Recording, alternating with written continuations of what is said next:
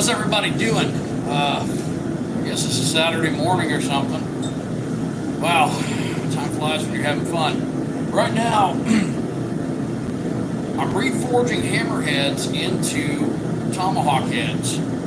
And this is what the final product's going to look like. And I've got 18 or 20 of these over here, and I've probably got another 30 I'm going to have to grind and heat treat and then assemble. But you know what? I like making tomahawks. I like forging, you guys. Please be sure to like and subscribe. You can find me on Forged Fire Season 4 Episode 2 Deerhorn Knives, or you can find me on Master of Arms Season 1 Episode 1 the Flintlock Axe Pistol, look kind of like that. Or maybe you want to stop by and you want to forge a memory here at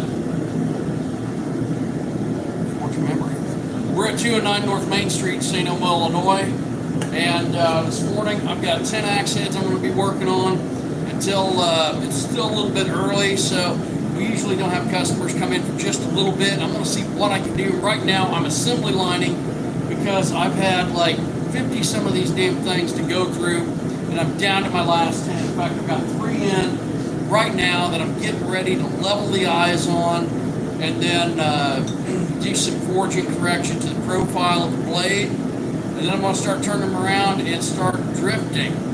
Once I get the drifting done, I'm going to go through and I'm going to start forging that blade wider. So stay tuned, like and subscribe, ask questions, be glad to answer some.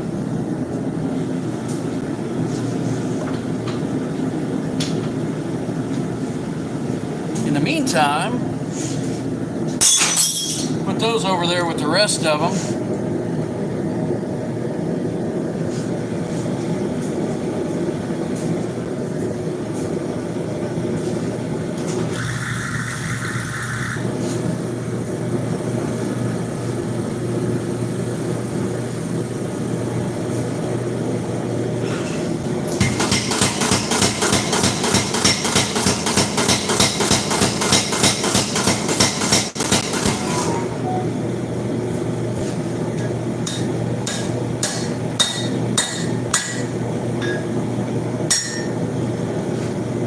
See, we got an axe pre-formed.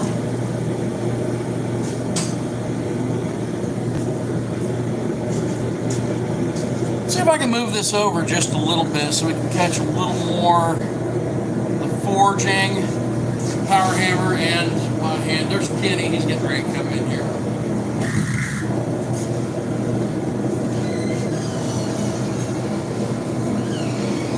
There's a lot of video on this side.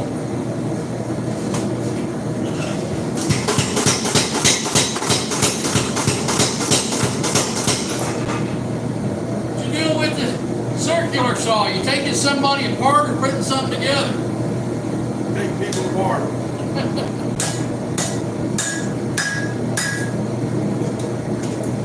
Down to my last 10 of these. Then I get to go through and... That's still on? Oh yeah.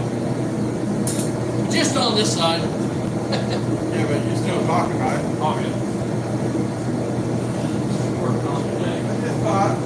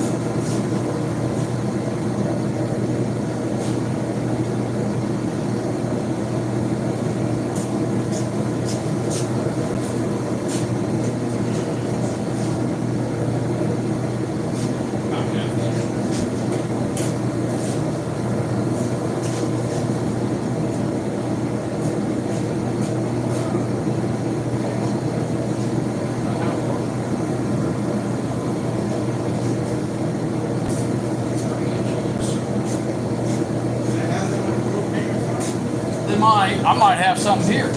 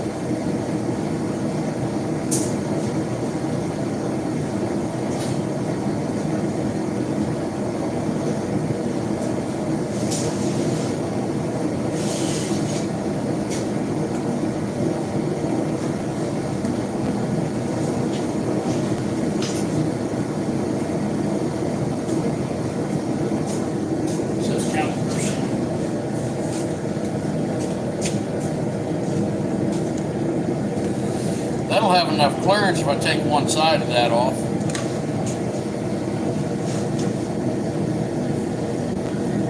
Is it about 30 inches?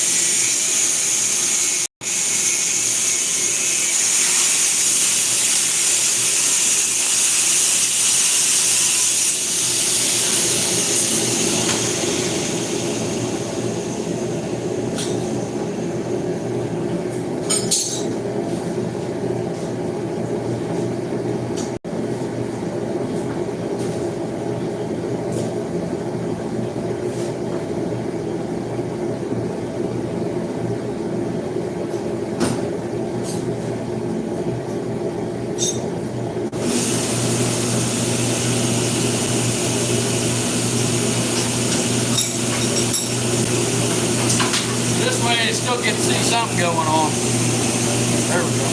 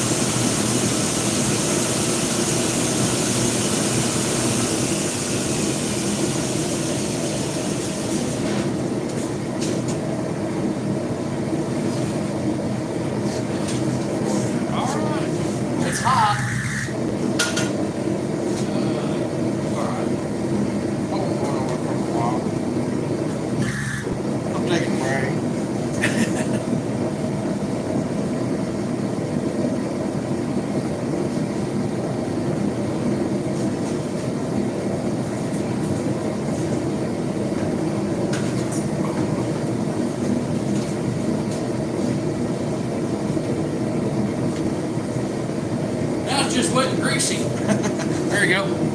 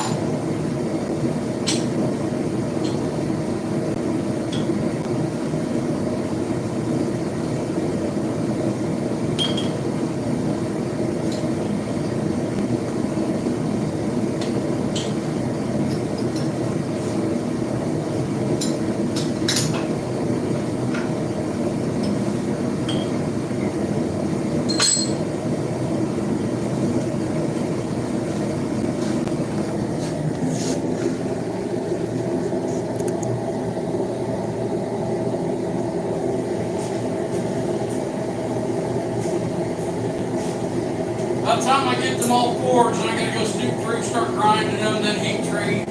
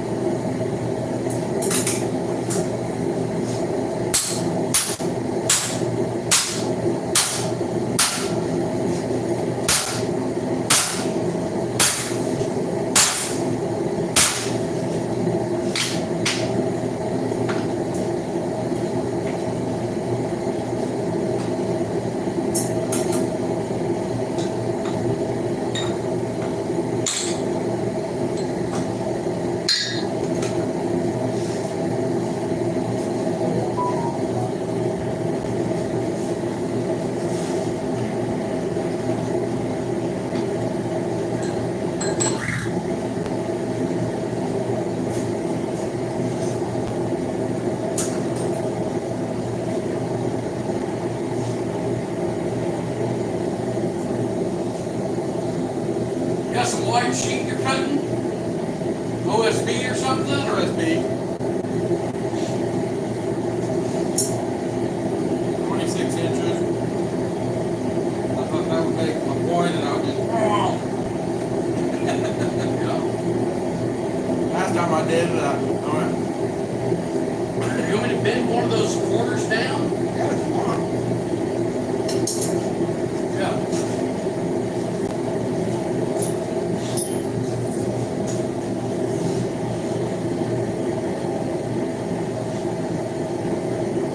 That make easier ripping that then.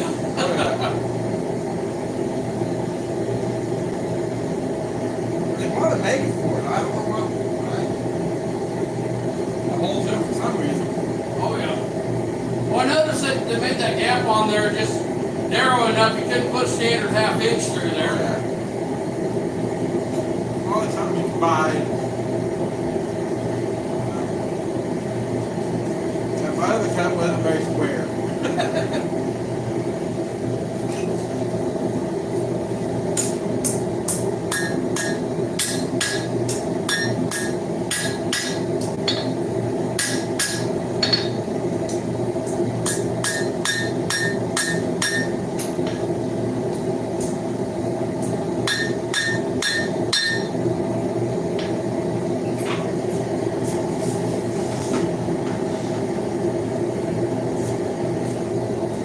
Just about got Nicholas to spend the time. He's wanting me to get it done. Get done, I need it. We got women in line. I thought, yeah, right. That's right.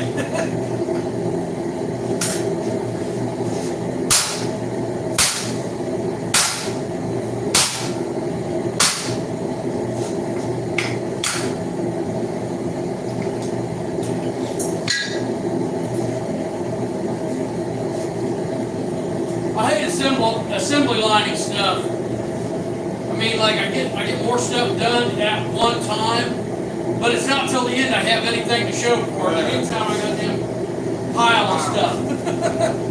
Yes. When I had my plasma table, I'd do that. You know, we just hop on there and crank out hundreds of blade blanks, and he didn't have anything to show for it except for a pile of blade blanks, and go through and basically do what I'm doing here, clean everything up.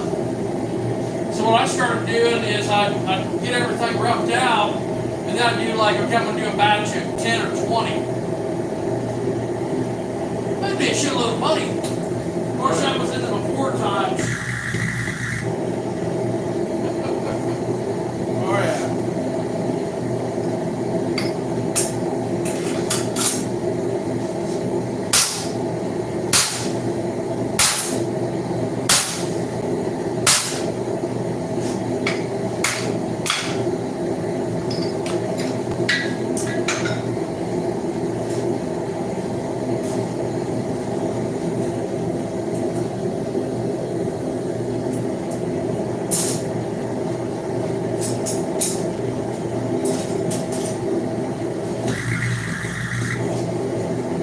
Every time that damn thing starts whistling, I can walk towards it, it'll turn up, it'll quit doing it. Yes, I was on Forged in Fire. Also on Master of Arms on Discovery. Eventually I'll have enough followers on YouTube to start paying for shit.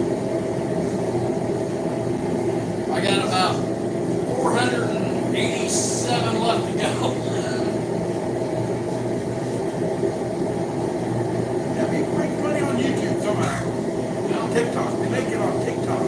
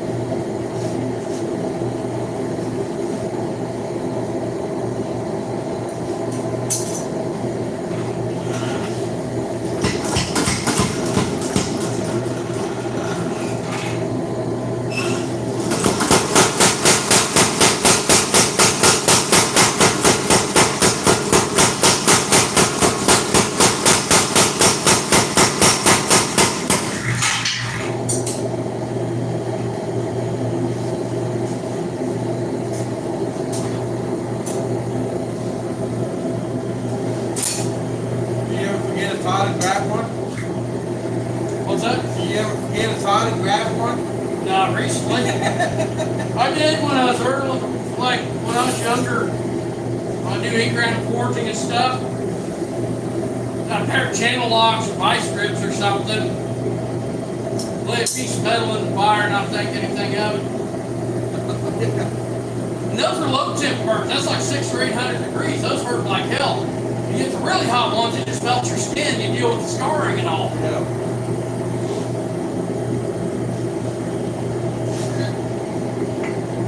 Cheyenne did on her episode of Forged in Fire. She had a piece of rebar welded to her billet in Damascus, had it in the forge and grabbed it. Yeah, that happens.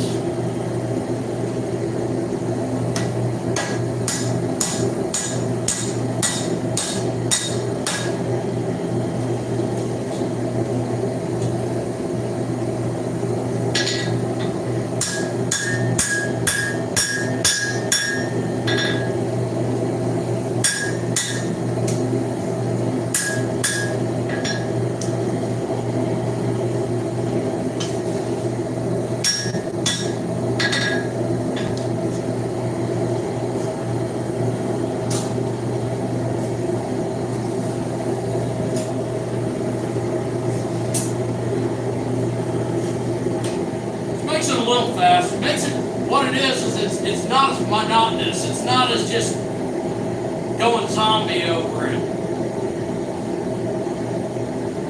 There's only 10 left.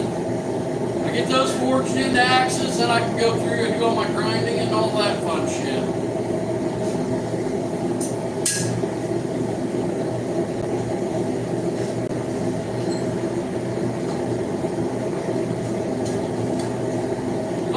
There's like a better way to do it. Should I do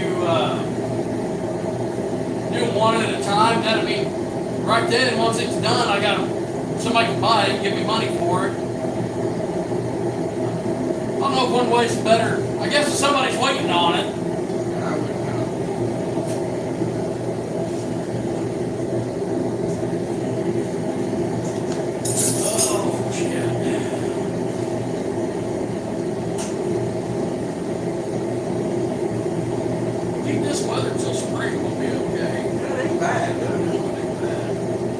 I keep watching and it's showing like we got decent weather for a week or so. Then showing drops again.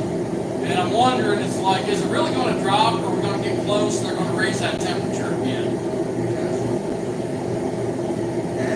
It ain't bad out. No, it ain't bad. When I was working at a hotel and I take my computer in, I check the weather, do business and stuff like that. And I remember one time, it was, say, getting into early mid-February. And I keep watching the weather. And I'm like, man, they keep saying it's going to keep being cold. I should start seeing turtles on palms and shit like that before too long. And I got looking, so I'm like, I want to go extended forecast. So I put it out like 60 days or some shit, where I know it's going to be warmer. And it's showing me like negative 14. I was like, how the hell is it going to be negative 14 in 2 months when it's like we're already into February? And I thought about it. I'm like, well, they program that stuff to predict. And then once it gets to a certain point, they have to kick it into the next season programming.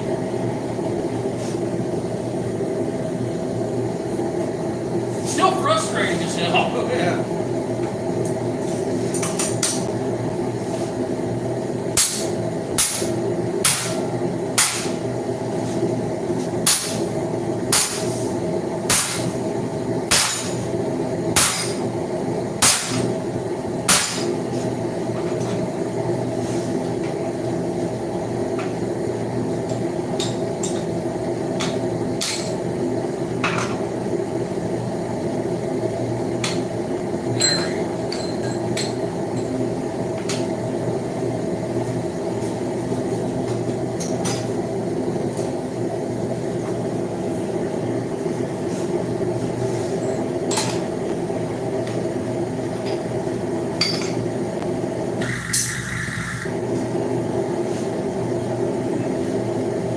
I don't know why it does that. I don't know if it's like low pressure or it's got dirt or something.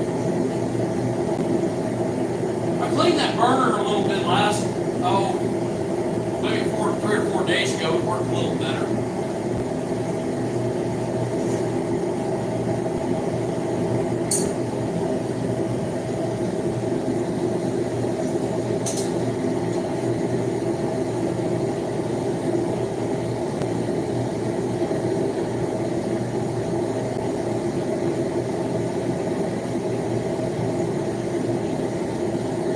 If I was running real hot, I could stare at it for a while, look away and see spots, but I'm not, so.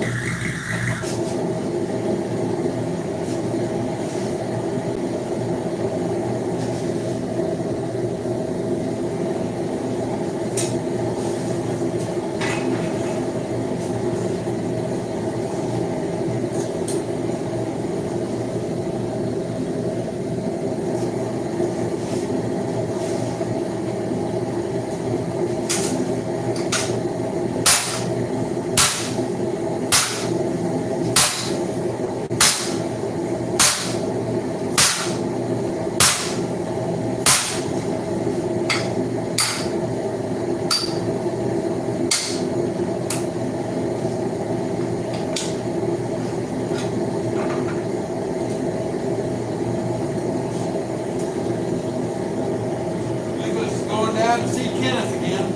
Oh, yeah. Go down there once a week, I think. Maybe twice a week. What's that? Go down to Kenneth's and get some more product. I can't believe how many people come in there and buy that shit.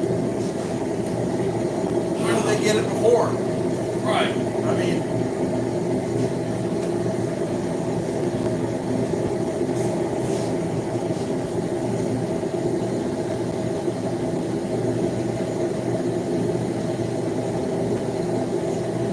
what I really wish City would do, I wish they'd put a bathroom out at Tower Lake. Because right there, that'd be like a great place to have flea markets, anything like that. And then we could have a sign directing people to come around down Main Street. yep. Flea markets, people already planning on spending money. Yep.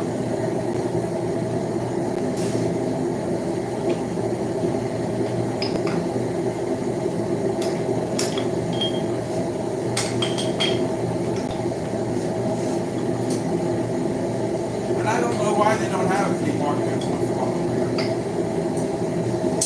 Right people haven't suggested it.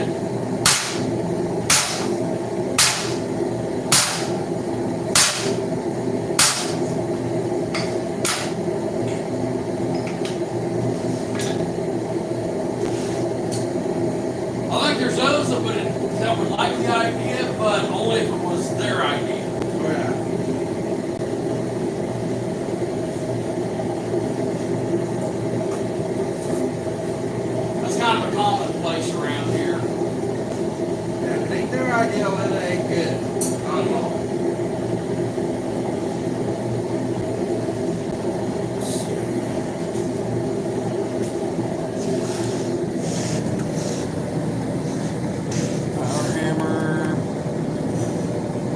I got most of it.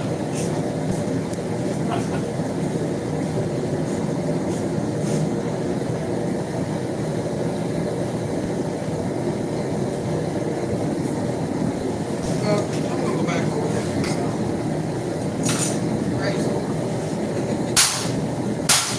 Thanks a lot.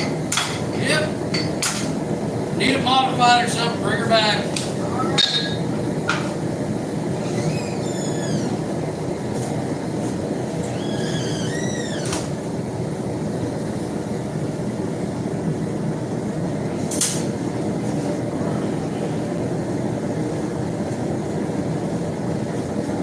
So live streaming in the shop right now, forging claw hammer heads into Tomahawks.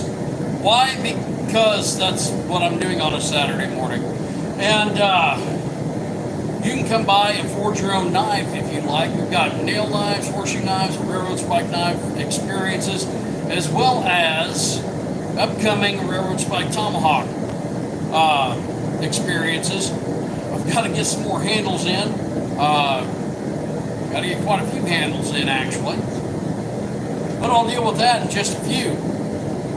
So, if you guys have any questions, feel free to comment. I'll answer them the best I can. And just going to be bouncing back and forth here, forging some hatchet heads.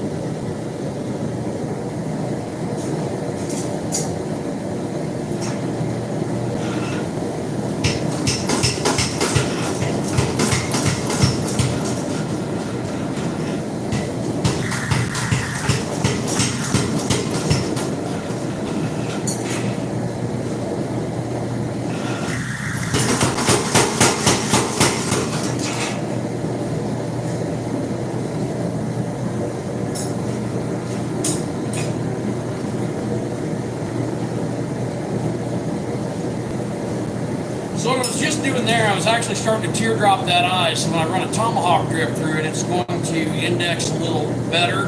I'm going to be using a two-tong technique. These are some modified farrier's tongs. These normally curl up. I think they're for like clenching tongs or something like that. But they make pretty decent long nose tongs. And then I'm going to use some really cheap ones I got with a foundry kit, or hell, maybe with some cheap forges I got from Beaver. But two-tong method give me a little more control on that.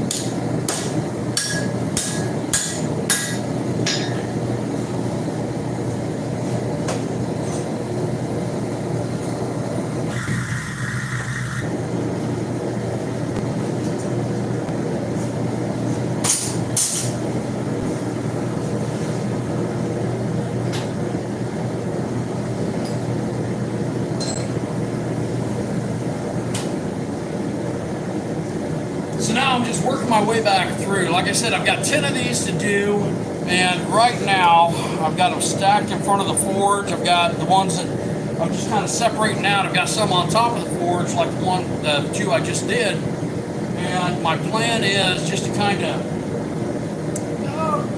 go through this whole process to get it worked out for what I can. I'm going to end up with a variety of different designs as well as different qualities. Like I said earlier on, These are being forged, reforged rather, from hammerheads. So occasionally I get one that has a crack in it from stress or from use or from when it was originally drop forged. So what I'm going to do, I just kind of make a pile of the discards, and I have a friend who scraps those later. I've got a pile, literally a pile next to that bucket of tomahawk heads that I'm going to start grinding rather soon. And what I probably do, it would probably be a better use of my time, would actually be while these are heating up here to go ahead and do some grinding. But I think I'm probably going to wait until I'm doing the tomahawk eye drifting, just because it requires a little more attention, and that should work reasonably well for me in that case. Like I said, some of these they're going to be different sizes even. I'm going to have some that are more mouse hawk. For those of you who aren't familiar with mouse tomahawks or mouse hawks, they're usually these smaller ones. Bouncy screen. Some of the smaller ones like this versus, so these have a smaller eye in comparison. And I will let you guys know one thing. I order these handles in bulk, so sometimes I've got to straighten the handles. Sometimes the handles are just a little kind of cockeyed from the way they're made overseas. This one's pretty straight here. It goes off to the side a little bit. You're getting the handle for free. I'm forging a tomahawk, and I guarantee it's going to throw, it's going to stick, it's going to chop, it's going to do what a tomahawk's supposed to do. A lot of people ask us about our sheets. Do we make our own sheets? On occasion, we will make our own sheets. In most cases, what I'm going to do is I'm going to outsource my sheets. I'm going to have somebody else make them, or I'm going to buy them in quantity from a distributor or a wholesaler. And the reason that I do that is because I try to keep my prices reasonable. Now, like with our big Bowie knives, you come in, you buy an $800 Bowie knife. If you want a reasonable sheath out with it, I'll make you one. Probably at cost, realistically. If I have, and I don't have the leather in stock, if I have the leather in stock to make sheaths, I can make one. A lot of people say, well, how much to make me a sheath? Well, it would cost me this much, or it would cost you, let's say, $75 to make a sheath. If I had the material in stock, they say, well, I'll give you the money, and then you have the money for the materials. I don't have the money for materials at that point, because I've got to order $350 to $400 worth of materials to get it at that price to make you a $75 sheath at cost. So I highly recommend. I've got some friends who do really good leather work, and I recommend talk to them, throw some business their way, and everybody helps each other out that way. Plus, you're getting a better quality sheath. Make sense? There you go.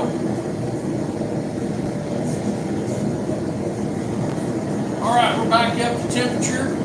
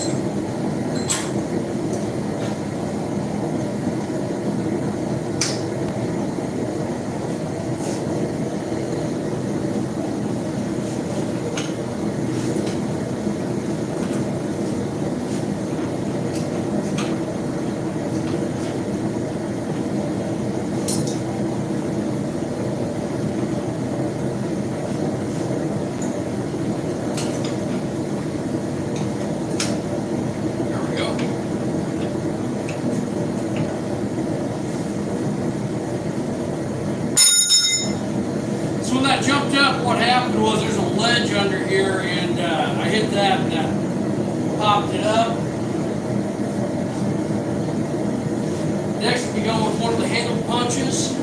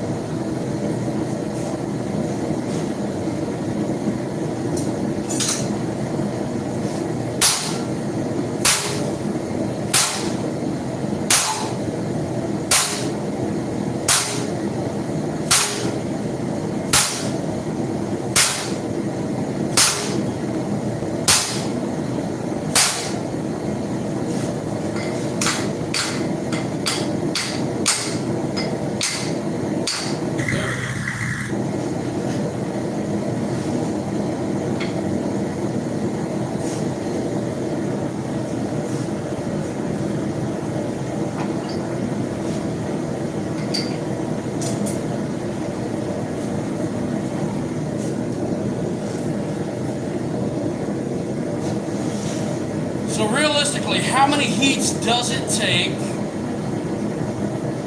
to make this happen? To make this, to take a claw hammerhead, forge the tines out, so I got something to hold on to, forge out the head kind of into freeform. Well, let's go through. Okay, so one is going to be forge the tines straight.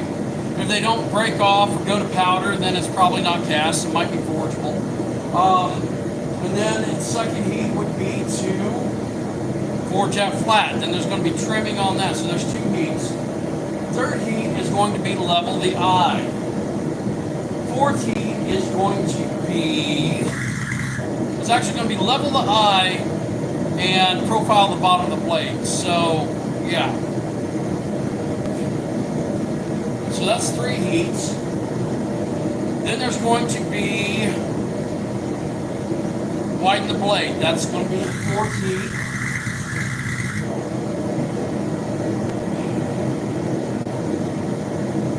So then we're looking at drifting. So drifting, we're looking at probably 8 more heats. So you're looking at probably 12 heats to really get that where you want it to be to make it decent tomahawk. Now, it may take more heats, it may take less. A lot of that is going to depend upon how that eye forms, and if you get it straight to begin with, or if you have to adjust it from there. But we're looking at probably about 12 heats per. And I'm using my Atlas forge here, and I'll tell you what, it works pretty good for these applications right here.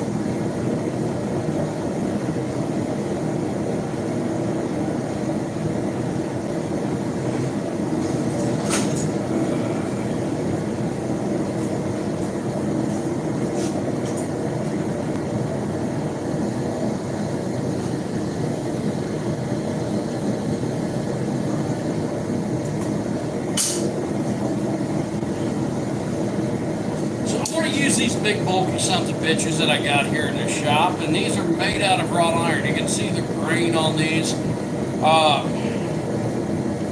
And these originally were made for holding rather large rods of iron. And I don't know if this was in a small blacksmith shop or if it was in a commercial blacksmith shop. But what I'm going to be doing here, I'm going to to use this to hold the back of the eye of the axe, and hopefully I get a better grip that way and make this a little more streamlined. Right tool for the right job, very important.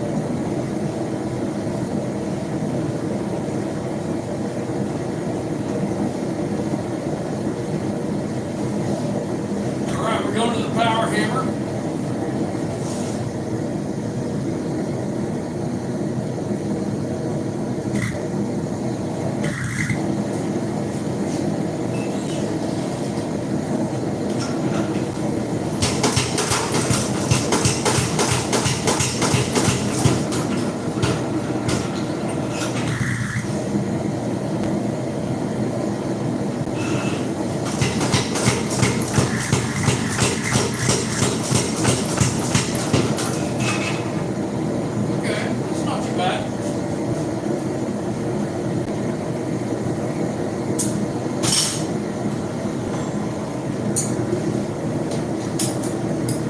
Next two-tone technique is start widening that blade.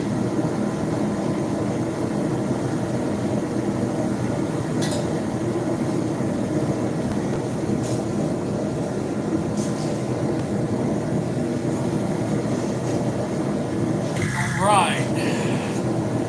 Questions, comments? Be sure to comment, and I'll answer for what I can. Please be sure to like and subscribe. I'm trying to get to 1,000 subscribers so I can start reaching more people, creating more content, and building from there. And right now, last time I checked, there's a 513, and I figure we got a lot of people off of school and work for the holidays, so it's a good opportunity to reach out to people. If you are in the area and you want to stop in, we do have builds that are already finished available. You can make your own knife here. You can watch blacksmithing demonstrations. All kinds of cool, fun stuff. Hope to see you guys in a few. I'm going to get back at it.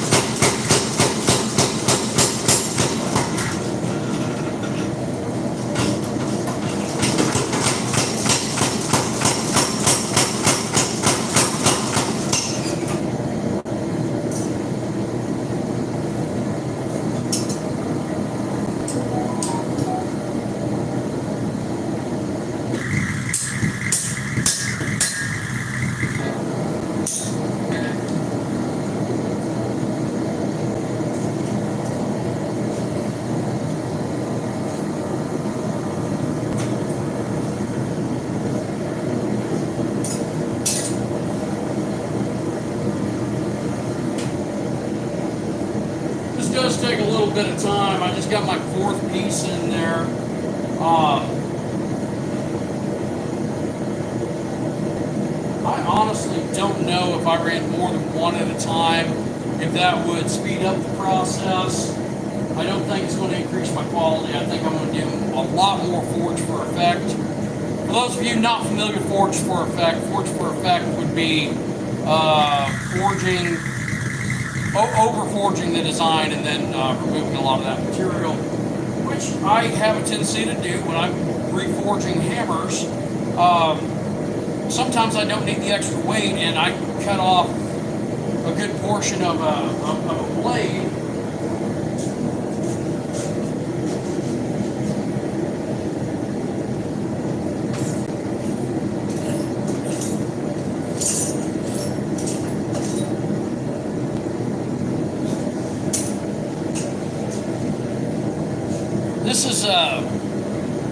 This is a section of an axe blade that I've cut off. It's maybe 3/16 thick.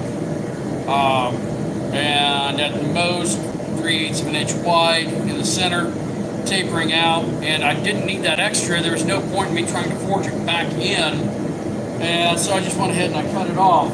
So keep in mind, some of these axes are going cheap. They're going for, if it's a second, let's say it's going for $50 to $75.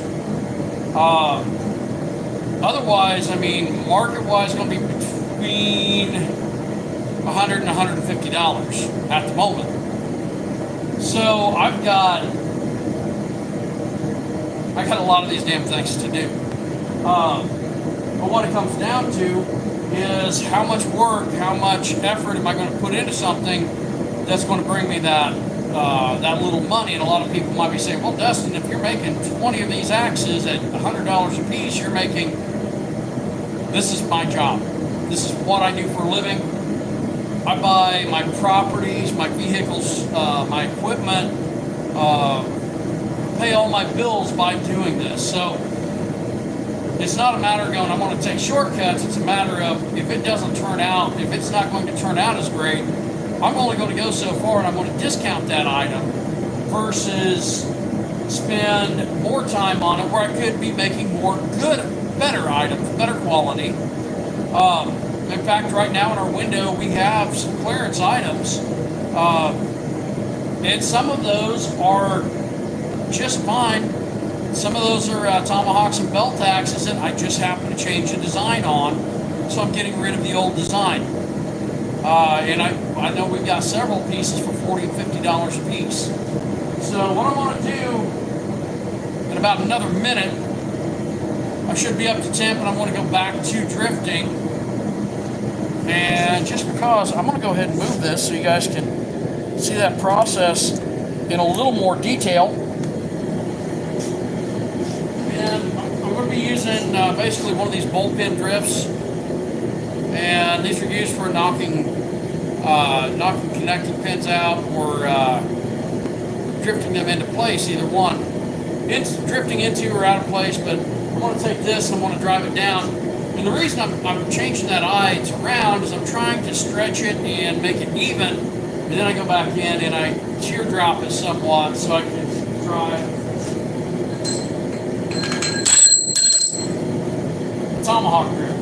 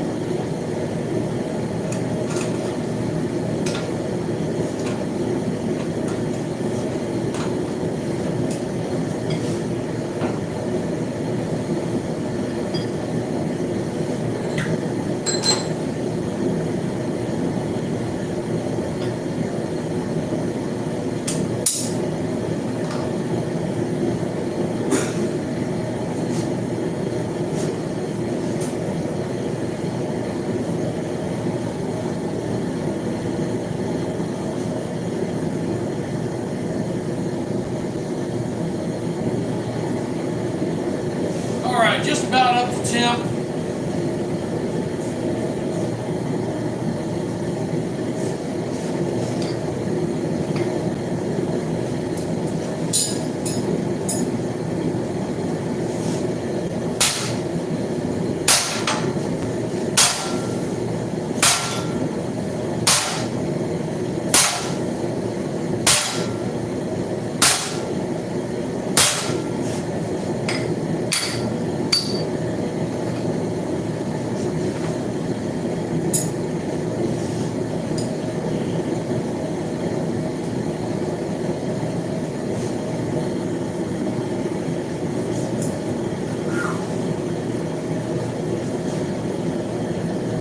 Be honest, I'm probably going to take a break after this one, just because we'll be back with some more live videos. Be sure to like and subscribe. Watch me on Forge to Fire. You can see me on Master of Arms on Discovery Channel. Go on Amazon, look up Next Level Knife Making by the book. I helped write part of that.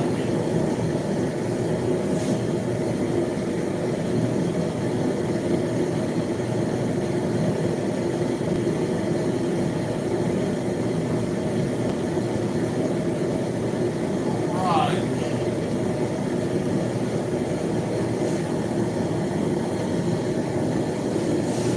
There we go.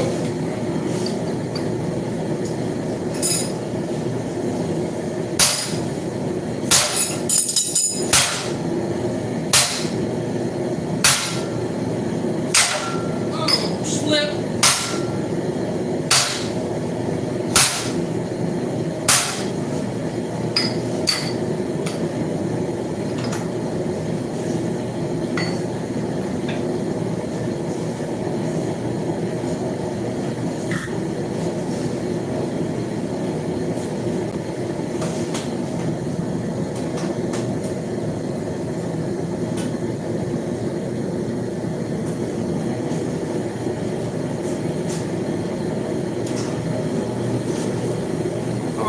Next, we'll be going to the power hammer to whiten this out.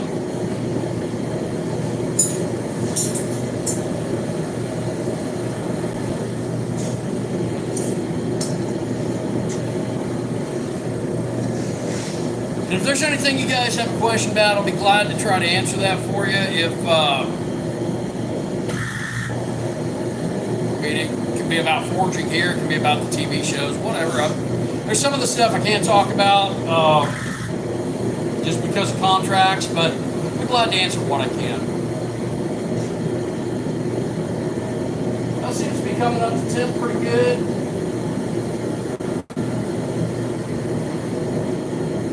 And I think next time I'm actually going to try doing these 3 at a time, just to see if it'll work.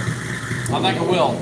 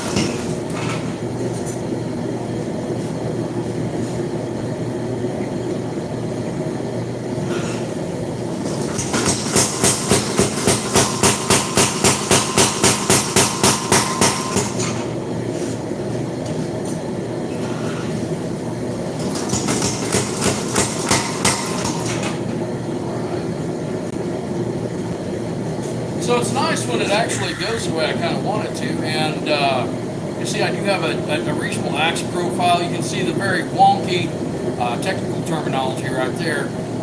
Shape of that eye, the excess material I'll have to cut off the back. You can still see the cleft where it was had a claw on the back for a claw hammer. But kind of what I'm going for right here. I like that.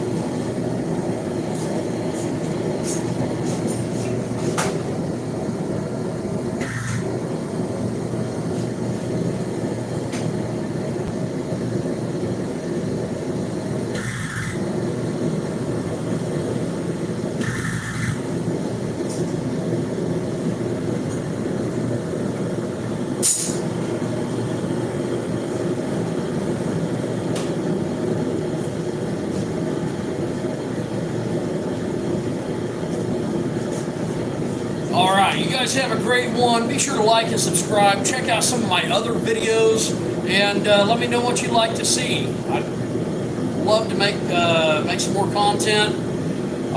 If you want something in-depth, more personalized, like lessons, you can come here to the shop, or you can check out the website that'll be coming up very shortly.